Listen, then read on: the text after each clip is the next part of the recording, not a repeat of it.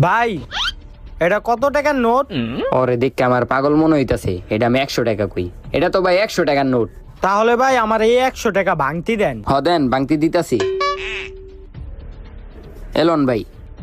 ধন্যবাদ ভাই।